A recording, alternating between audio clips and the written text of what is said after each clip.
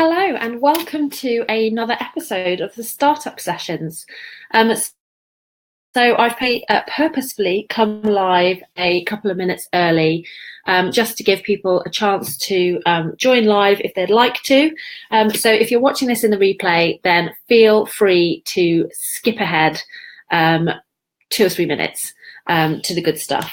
Now, I've tried using BeLive again. Those who've been watching my Facebook Lives for a while will know that I have had a love-hate relationship with BeLive, which is the software that I use for a lot of my Facebook Lives.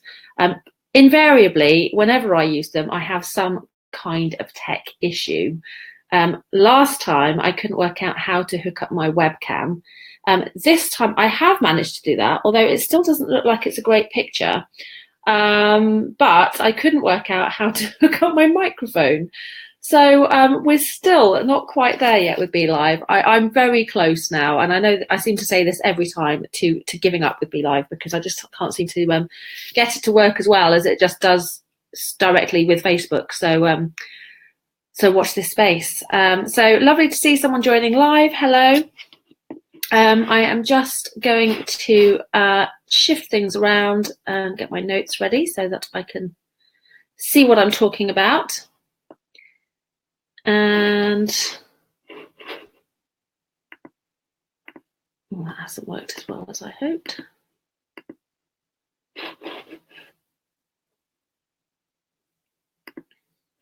And then we'll get started in just a minute.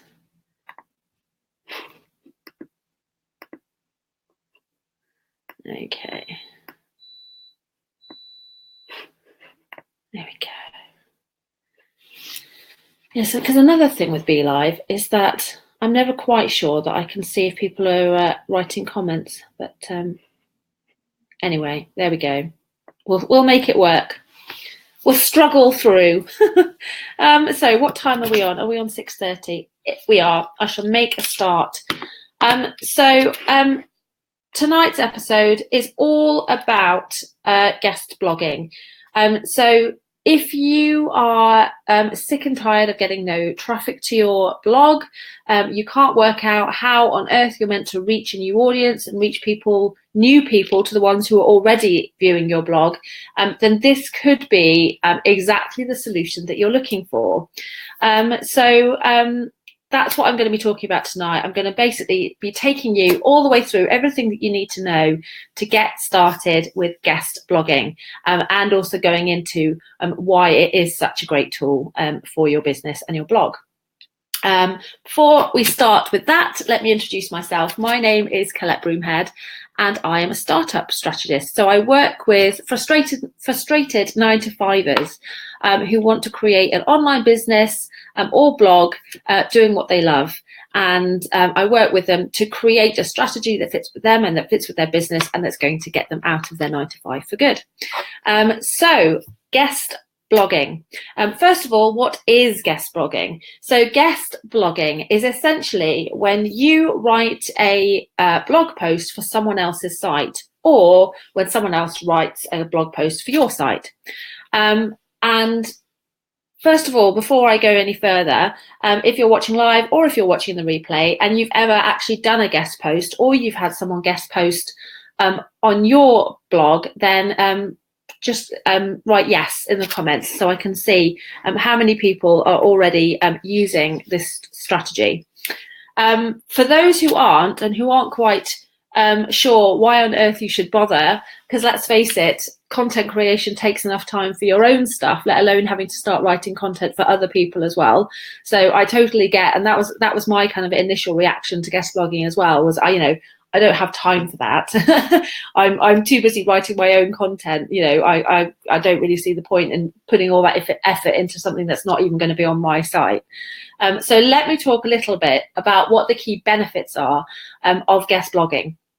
So number one, guest blogging especially when you're just starting out with your business or your blog, is a great way to really build credibility, to set yourself up as an expert in your field. Because it's one thing when people are reading your stuff on your website, but if they can see that someone else has published your work, it gives you that added air of kind of being in the know and being an expert. It's kind of more thought leadership. And so it's a great way to set yourself up as an expert and to build that authority, which in turn is so important when it comes to business. You need people to trust you. You need people to trust that you know what you're talking about and that you are actually going to be able to help them. So guest blogging is a great way to do that. Number two, guest blogging, of course, is a great way to drive traffic to your website. Now, I say a great way. Actually, I think a lot of people think that guest blogging is that's the main purpose of guest blogging, and actually, that's not quite true. Sorry, I'm just going to put my phone on mute because someone's sending me lots of photos. Let's just put that on mute there. So yeah, actually, a guest post probably won't drive an awful lot of direct traffic to your website unless you're posting for one of the really big sites, like Huffington Post or something like that. You're not going to see an awful lot of direct links coming through. So if you're doing it for that reason, you're probably going to be a little bit disappointed with the results. But bear with me, because my next point is going to help you get past that. That being said, you will see the odd trickle of traffic. And actually, if you do land a guest post with one of the bigger sites, you will see a surge of traffic.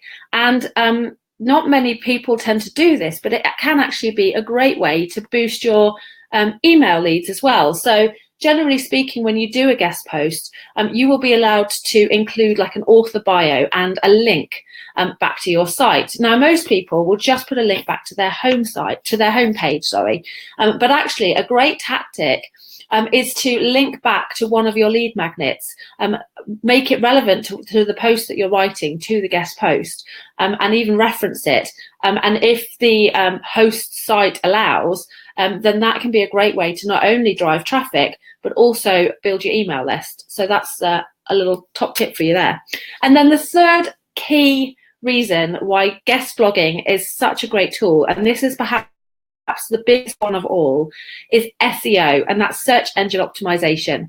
And the reason for that is that backlinks, so links back to your site, tell search engines that people trust your site. It gives your site more authority. In the same way that guest blogging gives you more authority, those links give your site more authority, as long as they come from relatively authoritative sites themselves. So if they're coming from kind of spammy sites, that's actually going to do the opposite and probably reduce your authority. But as long as you're guest blogging for sort of reasonably well respected or, you know, non-spammy sites, then those link backs are all going to be giving you kind of SEO juice, and they're all going to give your SEO a boost, which ultimately means that your search rankings will gradually increase. And of course, the higher the search rankings, the more traffic. So that's where the traffic comes from with guest blogging, not so much through the direct route.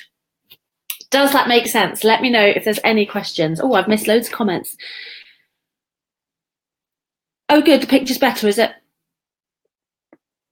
Oh, not a great picture. Yeah, I'm not sure if I don't think it can be the camera, because normally the camera's great. I think it's basically our Wi-Fi tonight. I'm wondering if someone's got something downloading. One of my children, perhaps. I say one of my children. If it is one of my children, it's my eldest, because hopefully my 3-year-old hasn't quite reached the level of downloading stuff yet. But okay, so all making sense so far. So we've talked about what guest blogging is, and we've talked about why it's such a key tool. So let's move on. Tell me also, is this, now that I've kind of explained the benefits, is this something that you would see yourself trying? Do you see yourself trying this as a tool to boost your own traffic and to boost your own SEO? Let me know. Now let's talk about how to find guest posting opportunities. There are, of course, dozens of ways that you can do this, but I'm just going to talk about the one that I found to be the most effective, the quickest, and the easiest. and that is simply to Google it. Now, it's not quite as straightforward as that. Pardon me.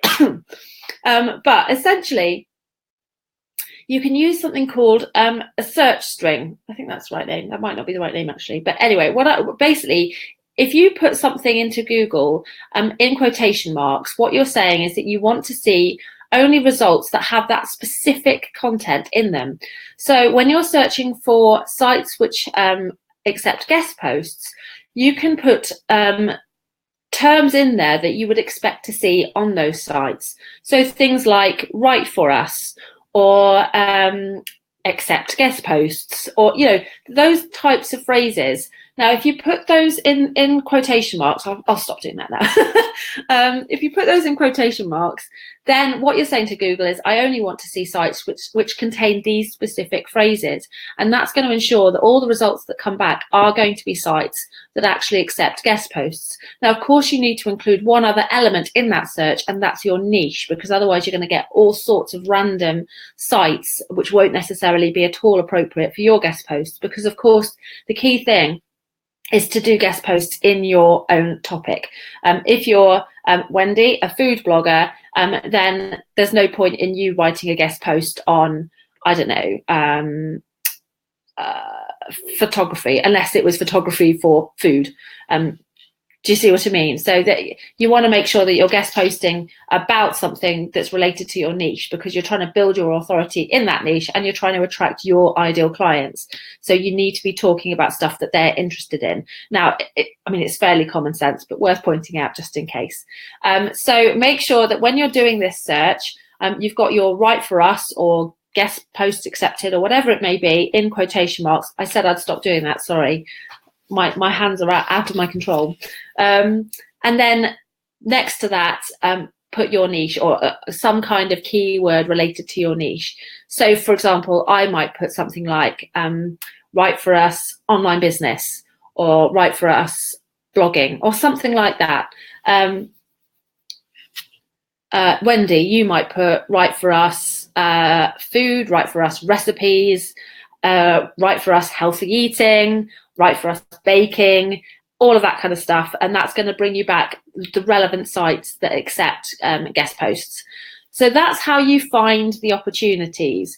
Once you've found and created a kind of list of potential sites that you might like to guest post for, there's another step that I definitely recommend, and that's just to do a final bit of validation to kind of weed out the kind of lower quality sites. So you want sites that get a reasonable amount of traffic, and you also want sites that have a decent domain authority, or DA as it's often referred to.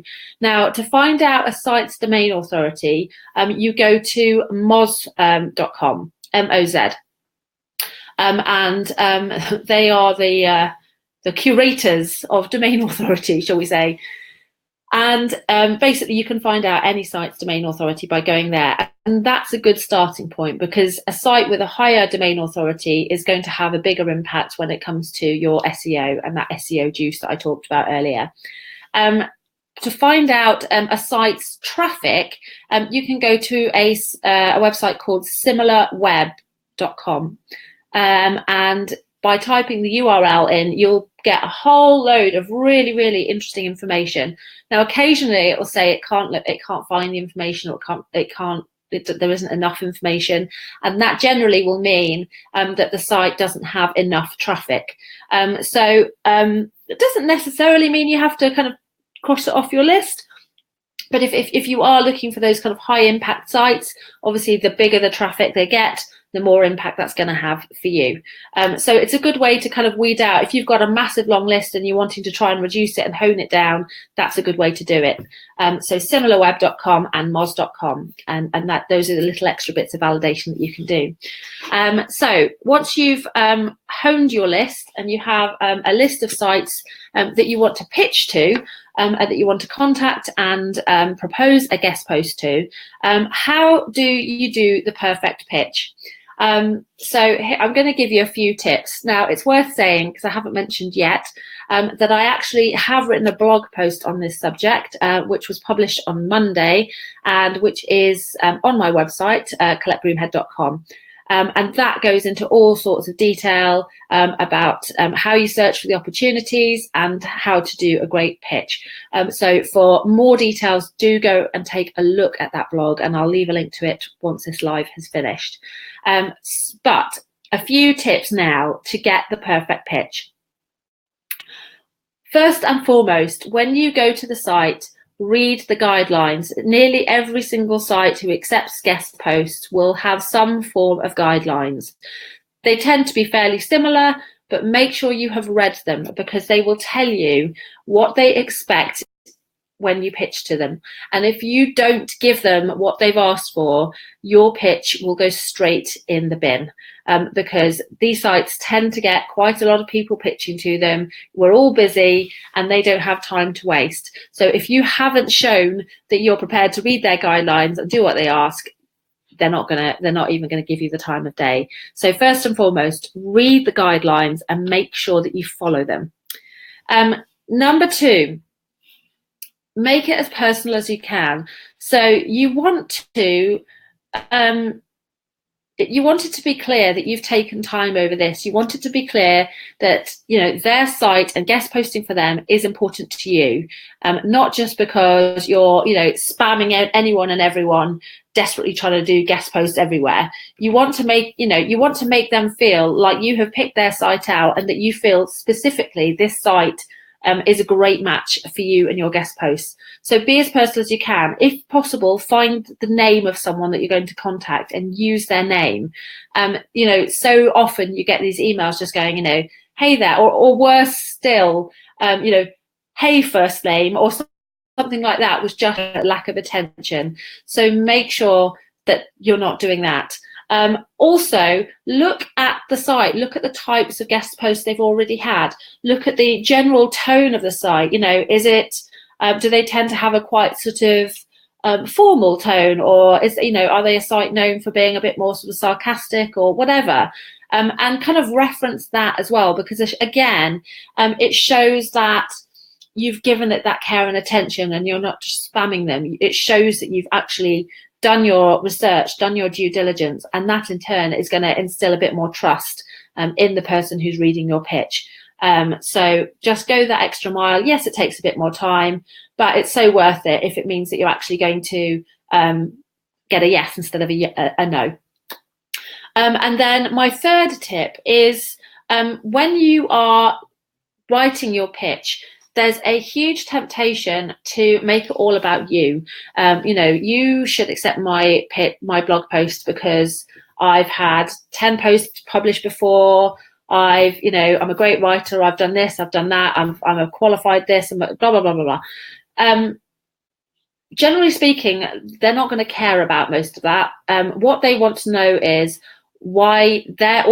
how their audience is going to benefit from your post.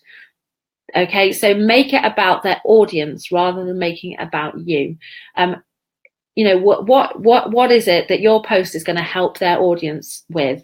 Why are their audience going to want to read it? Because essentially they're going to be worried about providing value for their audience and about accepting a post that's actually going to attract traffic. And so those are the two concerns that you need to address in your pitch. They're going to be much less worried about your qualifications and how great you are. So those are my 3 tips for the perfect pitch. Check the guidelines and stick to them. Make it personal and do your research and show that you've done it. And talk about their audience and the benefit to their audience rather than just going on about you. Now, one other point that I wanted to cover in this, just check the comments there. Wendy, great blog post. Thank you very much, Wendy. So one other thing that I wanted to cover was, what do you do if someone comes back to you and says, yep, sure, we'll accept your post, but there will be a fee? Because chances are at some point this may well happen, because more and more site owners and business owners are recognizing the fact that guest blogging is a key strategy that people are using, and they're trying to kind of basically cash in. And so I have found myself, I've submitted tons of pictures, and people have come back and they've asked for money to cover admin costs. They've asked for money because it's a sponsored post, and the, you know, any number of wide and varied excuses for asking me to pay to have my guest post published on their site. Now, it can be very tempting, especially if you've got cash to burn, because it's the easy way to get a yes and to get your post published. But I say, please don't. Essentially what they're doing is they're asking you to pay for a backlink. And that is against Google's policies. And if you are found to do it, you may well be penalised, and their site will certainly be penalised and will have experience a loss of reputation if they are found to be charging for backlinks. And essentially, any guest post that you do for a site that Google discovers is charging for backlinks is going to be less than useless for you. And so the whole thing will have been both a waste of time and a waste of money. So if someone tries to charge you for a guest post, walk the other way. It's just not worth it. The idea behind guest posting is that the host site are getting the value of content, the time saved by not having to create that content themselves, and valuable content, new points of view, and all of that good stuff. And you are getting the backlink and those benefits that I talked about at the start of the session. So if someone asks for money, say no. Okay, so I hope that's been helpful. Do let me know if you have decided that you're going to give guest blogging a try. I'd love to know how it goes. So keep me posted. Before I sign off for tonight, I did just want to say one last thing. I am going to be opening the doors for one-to-one coaching again from February. So if you would be interested in working with me one-to-one, then you can book a free discovery call. And I will leave a link in the comments so that you can do that. And we'll have a 30-minute call to chat about whether we're a good fit. We'll get to know each other, chat about your business, and see if we're a good fit to work together. So if that interests you, then you can book your discovery call in the link in the comments. So have a lovely rest of your day, and I shall see you next week. Take care.